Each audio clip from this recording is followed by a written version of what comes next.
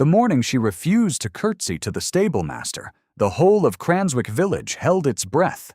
It was the 3rd week of October, and the light came in low across the yard of the Anchor Inn, that particular gray English light that makes every shadow deliberate. Mira Fenwick stood at the threshold of the laundry passage, a bolt of unmade wool under one arm, and a letter she had not yet broken open pressed to her chest with the other. She had arrived to collect the quarter's stitching from the innkeeper's wife, who owed her 4 shillings for 3 waistcoats and a child's Sunday coat, and she had not expected to find anyone in the yard at all. She certainly had not expected the man. He stood at the near stall, one hand braced on the gate, his back to her, speaking in a low voice to a gray horse that turned its long head toward him with what Mira could only describe as devotion. He wore no coat. His shirt was rolled at the sleeves and dusty at the shoulder, and his boots were worn in a manner that suggested they had covered real distances rather than polished stone. He was tall in a way that the yard seemed to have accounted for, as if the proportions of the space had arranged themselves around his presence without his having required it. He heard her, or perhaps he simply knew. He turned. Mira had been looked at before. She had been looked at in the way that a tradesperson's daughter is looked at, which is to say, she had been seen and then put aside in the same moment, her value catalogued in the instant, and found insufficient for further consideration. This was different. This man's gaze rested on her with a quality of attention she did not have a ready name for, specific and level, and without the casual appraisal that preceded dismissal. It lasted perhaps 2 seconds. He looked away first. He said nothing. She said nothing. She walked on. It was Mrs. Pottle, the innkeeper's wife, who told her who he was, and told her in that particular tone of voice that required no embellishment. The new stablemaster at Hartwell. "Come down from somewhere north," she said, which in Mrs. Pottle's accounting meant he was either interesting or suspect. He kept to himself. He had been at the estate 3 weeks and had already made certain improvements to the stables that Mr. Parch, the old head groom, had resented loudly and then conceded were correct. He was not young, Mrs. Pottle said, not old either. Somewhere in the middle, and he carried the middle of it in a way that most men did not. Mira received her 4 shillings, tucked the letter under the wool, and did not think about him again until he appeared in her shop. She called it a shop, though the word was generous. It occupied the front room of the small house her father had left her, a house that had once been a prosperous tailor's establishment and was now a seamstress's workroom, which was a distinction the village had noted and quietly filed away under diminishment. Her father, Samuel Fenwick, had been a man of skill and a little learning, and he had taught her both. And then he had died of a winter illness when Mira was 22, and left her with the house, the debt against the house, the tools of the trade, and the thorough conviction that she would manage. She had managed.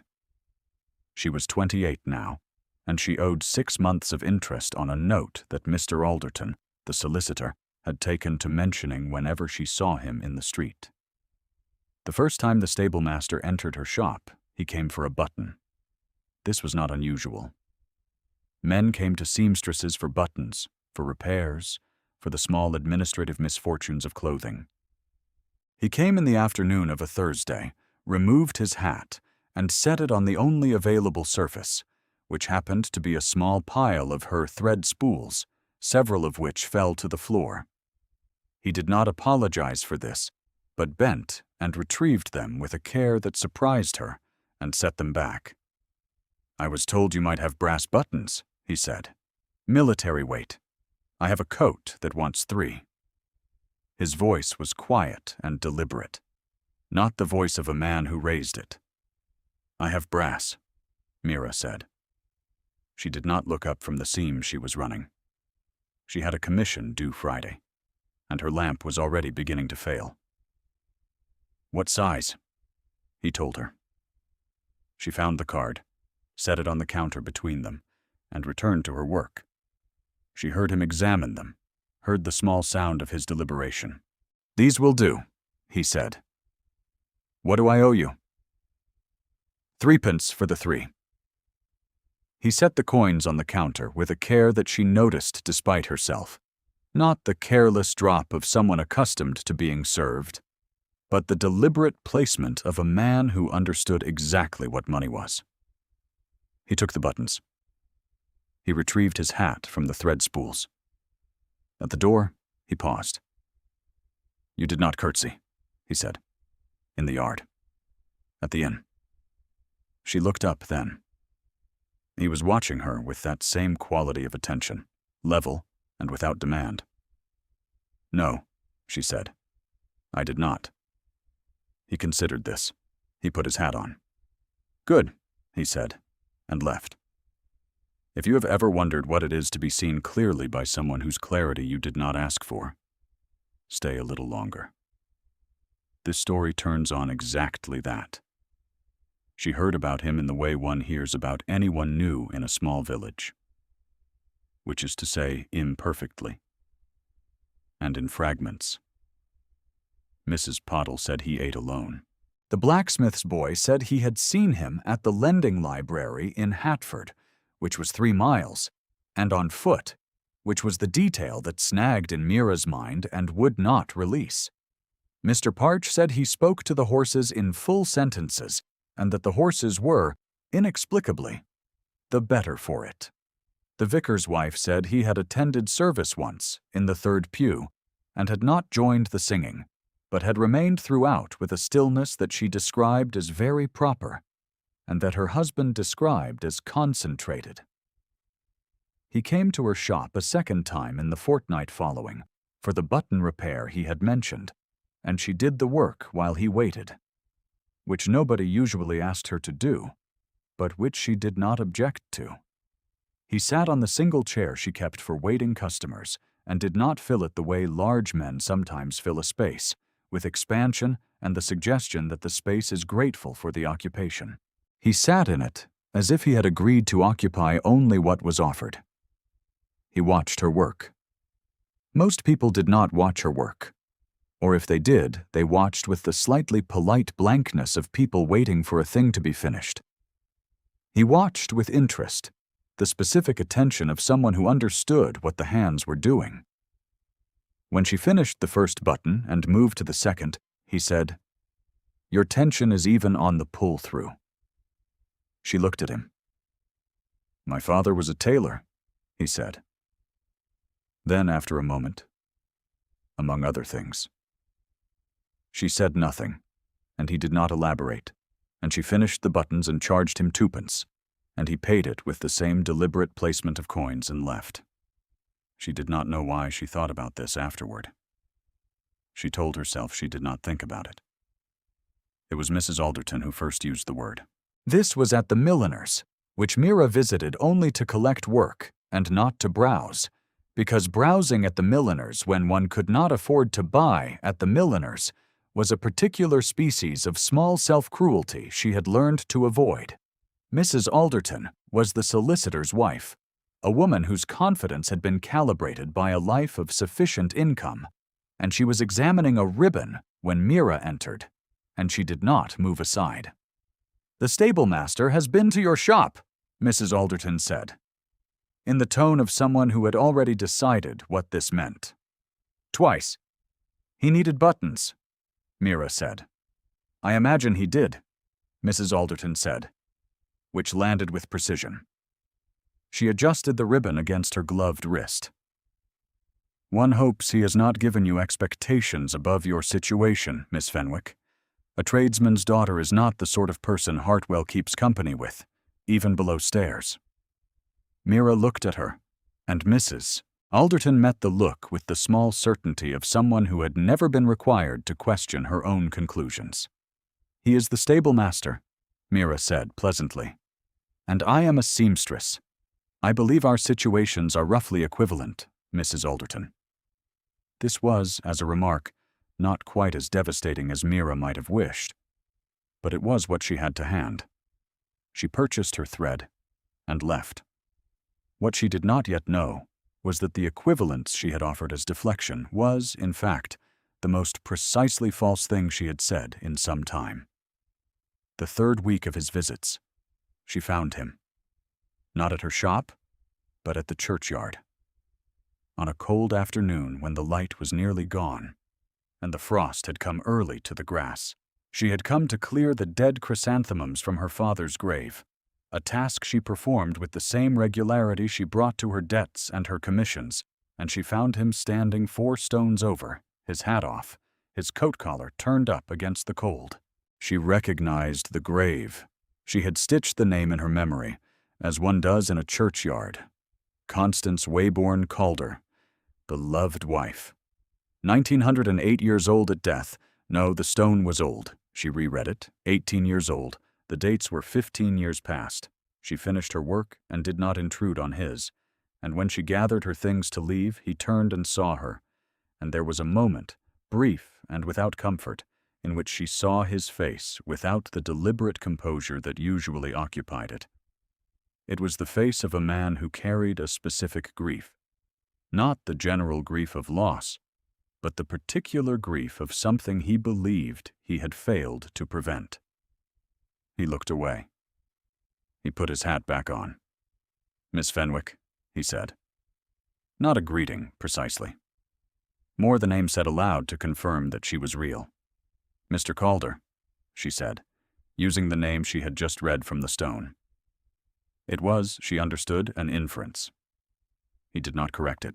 They walked back toward the village along the same road without arranging to do so, separated by the proper distance, which was approximately 3 feet, and the whole of the social order. She was very young, Mira said. She did not say she was sorry, because she had decided long ago that the phrase was often a form of disposal rather than of comfort. She was, he said. He was quiet for a moment. She should not have been there. In that house. In that winter. I was not. He said it with the flatness of something said many times in the interior, worn smooth by repetition. She did not offer him absolution because she had none to give. She said, "That is a very heavy thing to carry."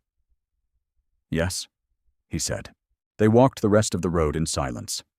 And at the junction where her way and his divided, he said, "Your father's stone. Fenwick. He was the tailor." "He was. I was told he was a good man." "He was that also," she said. "And he taught me his trade, which was his finest bequest." She was not certain why she added this, except that it was true, and she had noticed that he spoke in true things, and she did not wish to speak differently to him. He looked at her, that same level attention. "Yes," he said, as if she had confirmed something he had thought. He touched his hat, and they went their separate ways. She had begun to notice when he was in the village. This was, she told herself, simply a small community's ordinary awareness of its members' movements. It was nothing specific. It was not the way her attention found him across a room before the rest of her had registered he was present. It was not the particular quality of the air near him, that particular sense of a space being inhabited rather than occupied. It was certainly not the careful manner in which he placed coins on her counter, as if each one deserved to arrive with dignity. She told herself these things with some regularity, and none of them fully worked. He came to her shop for a third time in the 4th week of November to commission a shirt, which was a genuine commission, the sort of work that required measurements. She took them with the professional briskness she had learned as a girl, not flustered by the proximity, not permitting the proximity to register in any way that would have embarrassed either of them. And she wrote the measurements in her book in her usual hand. And if the letters were slightly less regular than usual, she attributed this to the cold. "You are precise," he said, as she returned the tape to its hook. "I am," she said. "Imprecision is expensive in this trade." "In most trades," he said. And then, "You have a debt against the house." She went very still. "Alderton mentioned it," he said, "in the ordinary course of conversation, which means he mentioned it to anyone who would stand still long enough to hear it. He said the interest was accumulating." She set her book on the counter with a care she did not feel. "That is my business," she said, and her voice was level, and she was proud of it. "I know it is," he said. "I am not raising it to cause you distress. I am raising it because I have a proposition." She looked at him directly.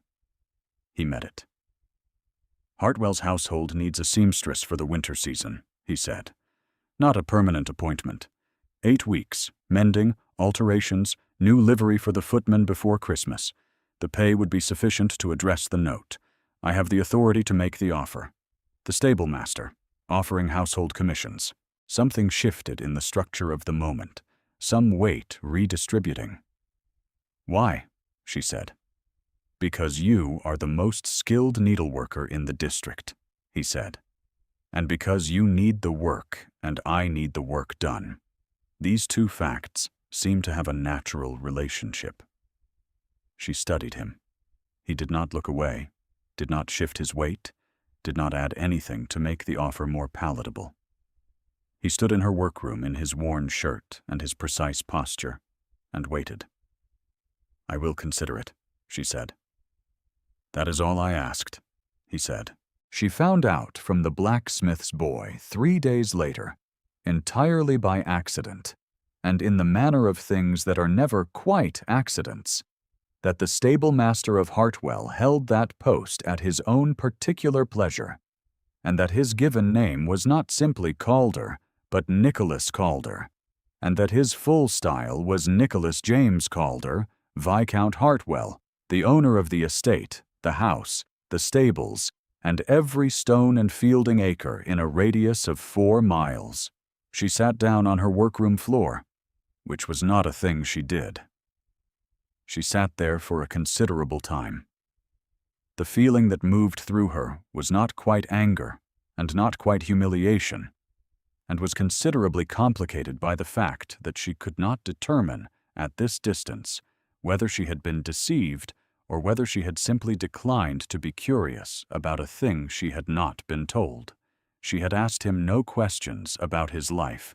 She had taken him as he presented himself, which was as a man doing a job with care and speaking in true things. And he had been, in every material particular, exactly that. The deception was the world's, she thought, or perhaps the world's assumption that rank was the whole of a person, and he had declined to perform the confirmation. That was, she admitted to herself on the floor of her workroom, a more interesting choice than most men of his position made. She did not accept the commission by letter. She accepted it in person, appearing at the Hartwell estate on a Tuesday morning with her work basket and her composure, and asking at the servants' entrance for the housekeeper.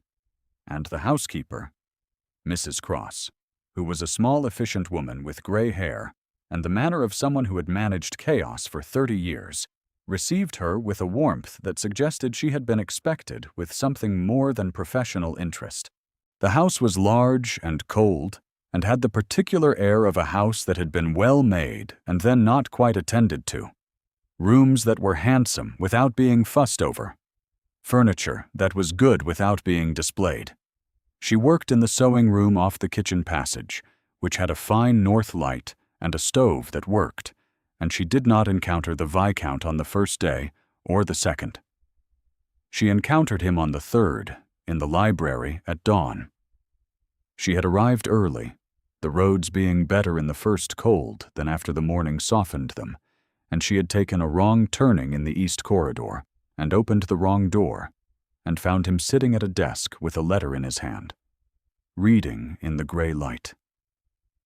In a coat that was, she noted despite herself, well made and unremarkable, the coat of a man who wore his clothing rather than displaying it. He looked up. She stopped. For a moment, neither of them spoke. "Miss Fenwick," he said.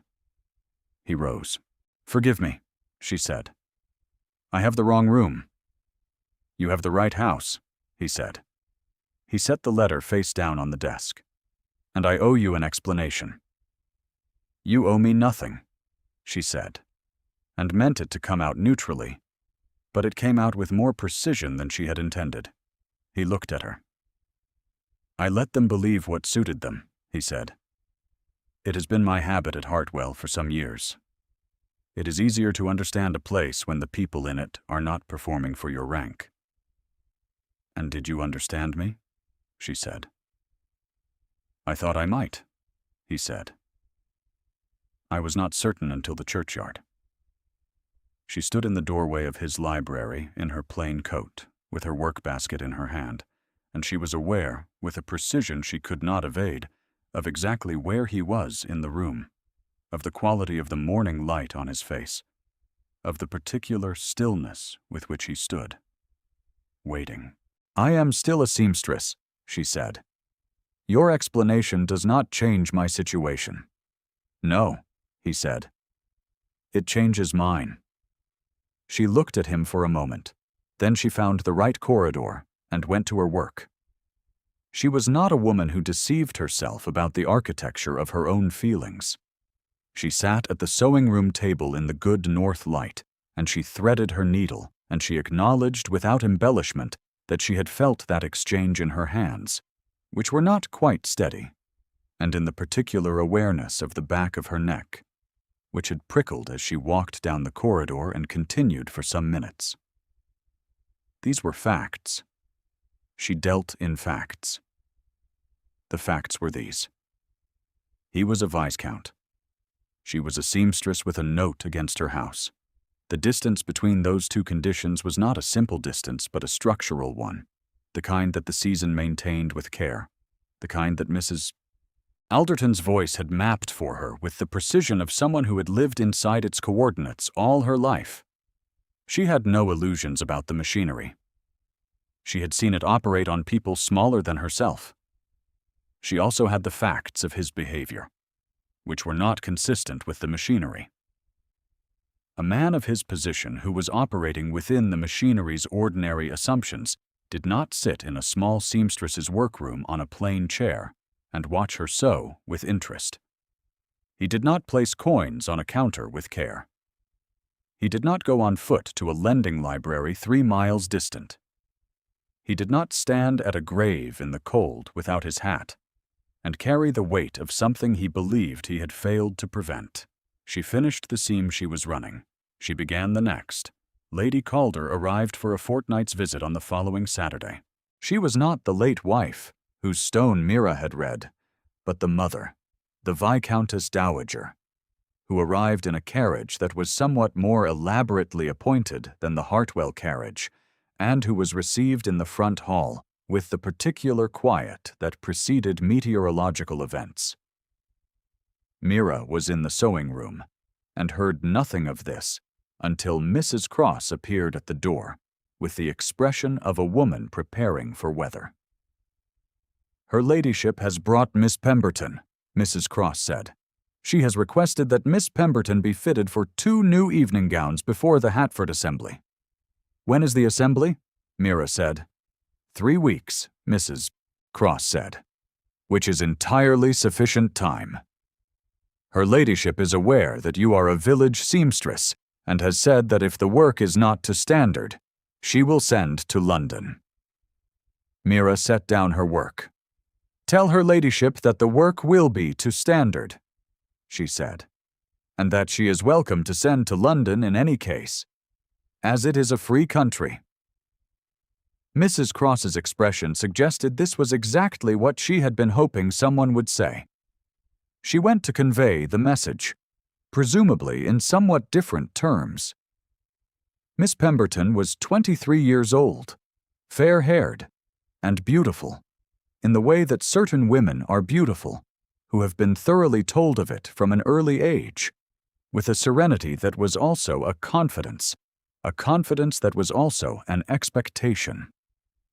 She was not unkind. She was simply oriented in the direction of her own future, with the focused efficiency of someone for whom the future had always been arranged in advance. She sat for fitting with patience and examined Mira's work with an interest that was genuine rather than condescending. "You are very skilled," she said. "Thank you," Mira said. "The Viscountess says Lord Hartwell has been very particular about having you here for the winter," Miss Pemberton said, in the tone of someone noting a fact without yet having decided what it meant. Mira said nothing, because there was nothing she could say that was both honest and uncompromising, and she had decided some years ago not to speak unless she could manage at least one of those. "He is a strange man," Miss Pemberton said without criticism. "Very contained. The Viscountess says he needs a steadying influence, by which she means she has been proposing suitable matches for 4 years, and he has declined every one." Mira put a pin in the hem and said, "Stand a little straighter, if you please." The Viscountess, Lady Calder, summoned Mira on the 3rd day of her visit. She received her in the morning room in a chair that had been positioned with the slight elevation of formal intent, and she looked at Mira for a moment before she spoke, the look of a woman taking an inventory. "You have been attending to the household's needs," the Viscountess said. "I have," Mira said. "My son commissioned your services directly." A statement, not a question. "Without consulting me." "I understand that he has the authority to do so," Mira said. Pleasantly, the Viscountess's fan moved.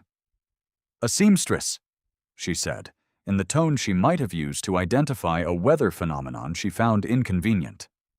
"With a debt against her house, I am given to understand, and an independence of manner that one does not typically find in a tradesperson's daughter." "My father was a tailor," Mira said. "He taught me both his trade and his opinion of his own worth. I have found both useful." The Viscountess looked at her with the cool assessment of a woman who had spent 50 years understanding exactly what the social order required and protecting it accordingly. "My son has been lonely," she said. "Loneliness produces poor judgment. I would not wish him to mistake ordinary civility for something it is not." "Nor would I," Mira said, and meant it, and let it be what it was. She did not seek him out afterward. She did her work. She completed the livery shirts and the footman's alterations, and the better part of Miss Pemberton's first evening gown, which was a genuinely beautiful piece of construction, and which she knew was genuinely beautiful, because she did not make things that were not. She heard him in the house without seeing him, heard his voice in the corridor, heard the Viscountess speaking in measured tones from behind closed doors. It was on a Wednesday evening, in the fortnight's final week, that she found herself in the gallery corridor with a pile of finished work, and encountered him coming from the study. He stopped. She stopped. The corridor was narrow, and the candlelight was warm, and she was aware, with a clarity that had nothing to do with reason, of everything he was. The man she had seen in the stable yard in October, who had looked at her for 2 seconds and then looked away first. The man who came to her shop for buttons and sat on her one waiting chair and watched her work with interest. The man who stood without his hat at a grave in the frost. "The shirts are finished," she said. "Mrs. Cross has them." "Thank you," he said. He did not move. "My mother spoke to you." "She did." "What did she say?" "That loneliness produces poor judgment," Mira said. "It was kindly meant, I think." He looked at her. In the candlelight, his face had the quality of something no longer performing composure, simply being composed, which was different and more difficult. "She is right that I have been lonely," he said. "She is not right about the judgment." Mira's hands tightened on the folded work. "Mr. Calder," she said, She used it deliberately, and he heard the deliberateness. "Mira," he said, her name in his voice. The first time. She had not given him permission to use it, and she found she could not construct an objection. "This is not a simple situation," she said. "No," he said. "I know that. I have known it since the Thursday you did not look up from your seam when I came in for buttons." "That is not quite accurate," she said. "I looked up." "At the end," he said, and something moved in his face that was not quite a smile. Too restrained for that, but adjacent to one. She stood in the corridor with the finished shirts folded in her arms, and she thought about the machinery, the season, and the hierarchy, and Mrs. Alderton's voice, and the note against her house. And she thought about the Viscountess in her elevated chair, and she thought about the churchyard and the stone and the weight he carried. And she thought about this, that she had never, in 6 years of managing alone, expected to be looked at with that quality of attention by anyone, let alone by someone whose seeing of her felt like an accurate account rather than a revision. "You let them believe you were the stable master," she said, "for 3 weeks." "I was, in practice, a great deal of the time," he said. "The previous man left suddenly. I am not unskilled." "That is not my point." "My point," he said, "was that I wanted to know what you were before you knew what I was. It seemed necessary. I am sorry if it caused you difficulty." She considered this.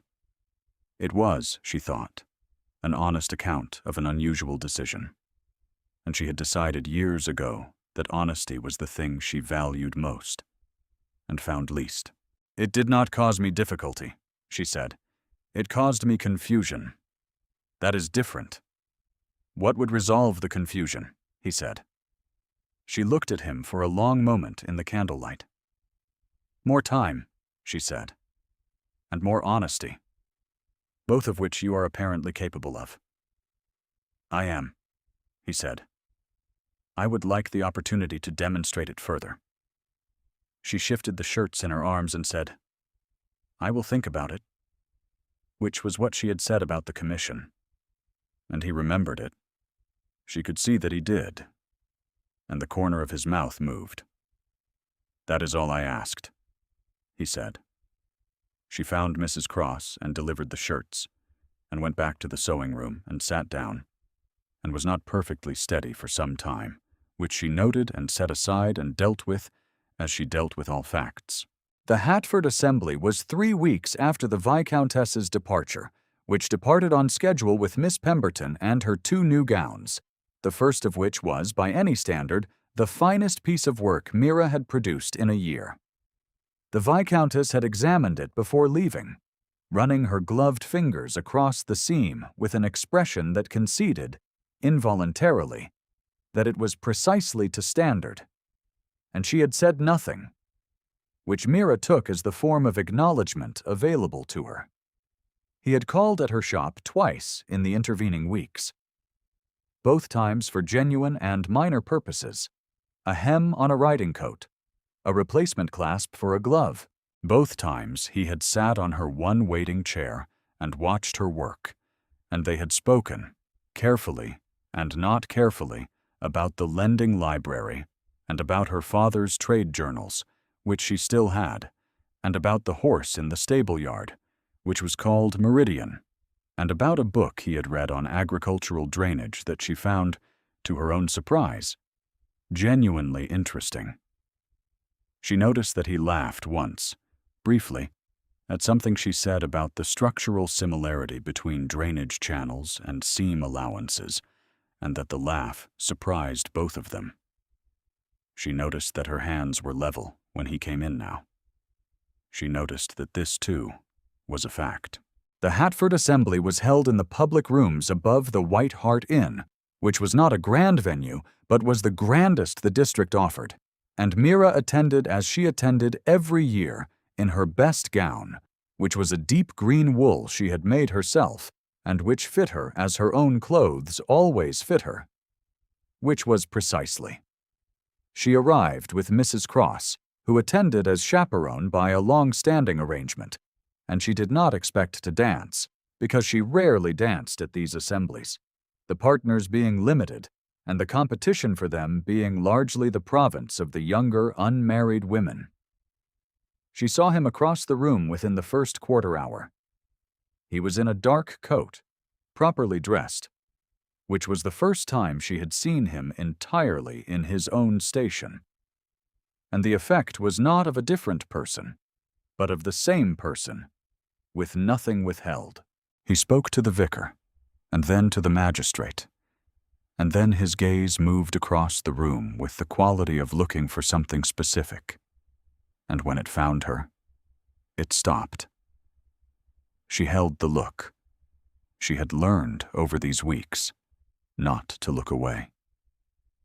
She also saw Lady Runswick at that moment, who was the nearest neighbor of rank, a stout woman of decided opinions who stood beside her married daughter, and who caught the direction of his gaze, and then found Mira, and arrived at a conclusion that crossed her face with the efficiency of someone who had been waiting to arrive at it. "Miss Fenwick," Lady Runswick said, appearing at her elbow with her daughter behind her. "I understand you have been sewing at Hartwell." "I have," Mira said. "A temporary arrangement, one assumes," Lady Runswick said. "His lordship is very particular. I have not known him to retain a village seamstress in a permanent capacity." "I was not aware a permanent capacity was under discussion," Mira said. "One never knows what is under discussion," Lady Runswick said, which was the third time someone had used that voice to speak to her about this situation, and which landed in the same place the others had, with the weight of collective certainty. A seamstress, however skilled, is not the sort of person one expects to find at Hartwell in a social, rather than a professional capacity. I say this kindly. "I am sure you do," Mira said. She did not move away, because she had nowhere particular to move to, and because she was not going to perform retreat. She stood where she was, in her green wool, with her hands still at her sides. He crossed the room. She saw the moment he decided to do it, saw the decision settle in his face with the particular quality of a man who has been patient for a long time and has now finished being patient. He did not hurry. 3 deliberate strides across a room in which 20 people were watching, without watching, which is to say with the comprehensive peripheral attention of an English assembly. He stopped in front of her. Lady Runswick went very still. He looked at Mira, and not at Lady Runswick, and said, "Miss Fenwick, I believe you promised me a dance." She had not promised him any such thing. She had known him for 8 weeks. They had never danced. She said, "I believe I did." "Hartwell," Lady Runswick said, with a particular emphasis that was not quite a warning and not quite a question, which was the only form of objection available to her. He turned his head and looked at Lady Runswick with the quiet authority of a man who had decided, some years ago, exactly what claims other people had on his choices and had found the number smaller than the world assumed. "Lady Runswick," he said, "Miss Fenwick is with me. 6 words, not a declaration of poetry. A fact." Lady Runswick's mouth opened. It closed. She looked at Mira, and Mira met the look with the neutrality she had been practicing for 8 weeks. And Lady Runswick withdrew, not dramatically, but definitively. The specific withdrawal of someone who has discovered that the situation has already been decided without their input. He offered his hand. She placed hers in it, and they moved to join the set. He danced well. She was not surprised. They did not speak much during the set, because the dance did not require it. And they had both reached the point where silence between them had the quality of an understood thing, rather than an absence. When the music ended, he offered his arm, and they walked to the edge of the room. And she was aware of the specific quality of the assembly's attention. 20 people who had recalibrated in the span of 6 words and a hand, their collective recognition landing quietly and without ceremony. "Lady Runswick will tell everyone," she said. "Yes," he said. "That is generally how it works. Your mother will hear within the week." "My mother," he said, "heard 6 weeks ago. I wrote her a letter. It was a thorough letter." She looked up at him. "I told you," he said. "More honesty." She considered him for a moment, in his dark coat in the lamplight of the White Hart assembly rooms, with the violin still threading through the warm air and the dance reforming behind them. "What did the letter say?" she said. "That I had found, in the village of Cranswick, a woman of uncommon steadiness, exceptional skill, and a complete unwillingness to curtsy to anyone who had not earned it," he said. "And that I intended to discover whether she would have me." She was quiet for a moment. Outside the windows, the first snow of the season had begun to fall against the lamplight, very softly, the way snow falls in England when it has decided to be serious about it. "And have you discovered it?" she said. "I am still discovering it," he said. "I should like to continue." She thought about the note against the house, which would be settled from the Hartwell Commission. She thought about the sewing room with the good north light. She thought about the lending library at Hatford, 3 miles on foot. She thought about the worn miniature she had noticed. Once, when his coat moved a certain way, pressed into the inside breast pocket, a small oval thing. And she thought about Constance Wayborn Calder's grave in the frost, and the weight he had carried from it, and the way he had said, "I was not there," worn smooth by repetition. She thought about her father, who had taught her his trade and his opinion of his own worth, and who had said, once, that the best seams are invisible not because the work is hidden, but because it holds everything together without requiring attention. "You may continue," she said. His hand, where it rested at her arm, was still, and then his fingers closed, just slightly, around the green wool of her sleeve, one small, careful grip, and she felt it through the fabric as if it had arrived at her skin. They stood at the edge of the assembly room while the violin began again, and the snow fell beyond the glass, and the fire at the far end of the room sent its warm light across the floor, and she did not move away from him, and he did not move away from her. And this was, for now, enough. The winter settled over Cranswick in the weeks that followed with the patient thoroughness of English winters, frost in the lanes, ice on the horse trough by the Anchor Inn, the sky going white by mid-morning and staying that way. Mira kept her workroom warm with the good Hartwell coal that appeared, without discussion, stacked by her back door one Tuesday morning, and she worked with the particular steadiness of someone who has set down a weight they did not entirely know they were carrying. He called twice a week. In the afternoon, when the day's work at the estate permitted, he came through the front door, which was the shop door, which was the only door, and he sat in her one waiting chair, and sometimes they talked, and sometimes she worked in near silence, and he read from whatever he had brought from the library, and the arrangement had the quality of something organic, something grown from a specific soil rather than constructed from a plan. She finished the note in February.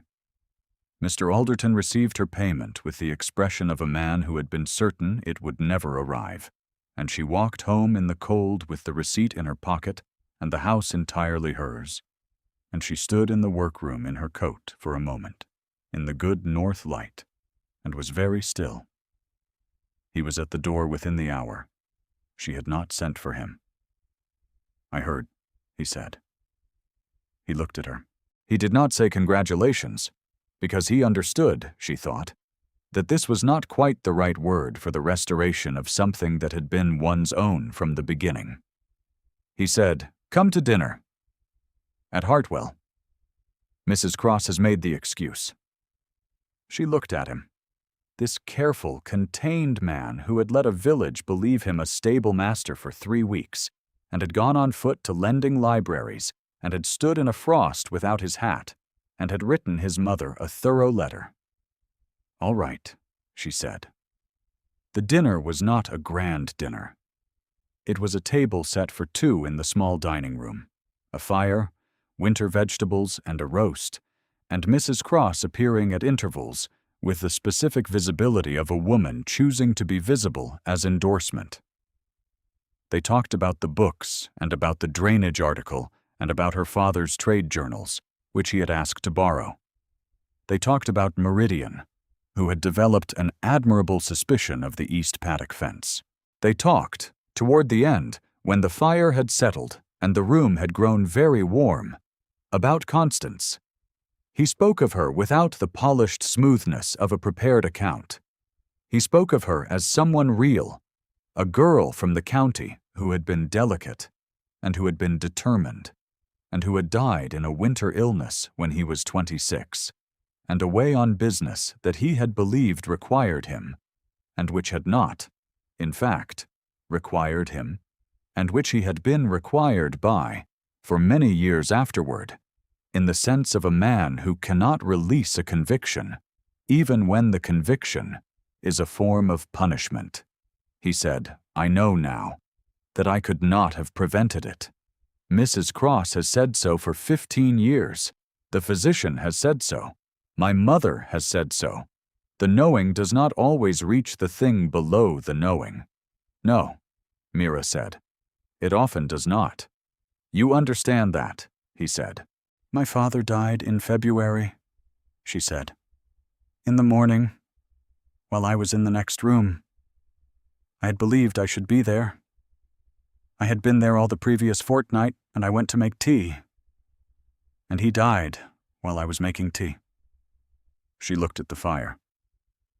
"I know that this was not my fault. The knowing reaches about as far as you describe." He was quiet for a moment. "Mira," he said. "Nicholas," she said. The first time. It sat between them in the warm room with the fire and the winter outside. He reached across the table and put his hand over hers. A held touch, the weight of a specific decision. She turned her hand and their fingers laced together, and neither of them moved for a long moment, and the fire crackled. And outside the window the frost was coming again to the fields of Hartwell. She thought of the seam that holds without requiring attention.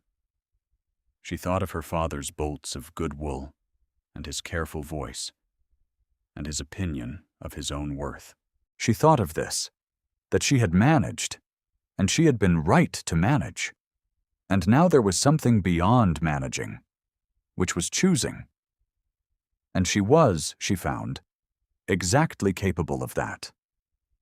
In the spring, when the lanes thawed and the first crocuses came to the churchyard where both their grief lived, the small notice in the Hatford Gazette recorded the engagement of Miss Mira Eliza Fenwick of Cranswick to Nicholas James Calder, Viscount Hartwell, of Hartwell Park. Mrs. Alderton read it over breakfast and said nothing. Lady Runswick said nothing. The village said a great deal, and all of it was, in the fullness of time, superseded by what it saw: a woman who had not bowed and scraped, and a man who had chosen her for exactly that. On the evening of their quiet wedding, held in the Cranswick church with the vicar and Mrs. Cross and a handful of people who had been real witnesses to what the thing had actually been, Mira carried with her a small spray of white flowers from the kitchen garden and her father's last trade journal, which Nicholas had brought back from the lending library, where someone had left it by mistake, and which she had not known was lost until it was returned to her. She did not know how he had found it. She did not ask. She put it on the shelf in the Hartwell Library, between his book on agricultural drainage and a volume of Cowper. And that shelf, in all the years that followed, was the one she walked past most often. Not from ceremony, but because it was hers. And it held without requiring attention. And it held very well. If you have stayed until the end of this one, leave a word for Mira in the quiet below.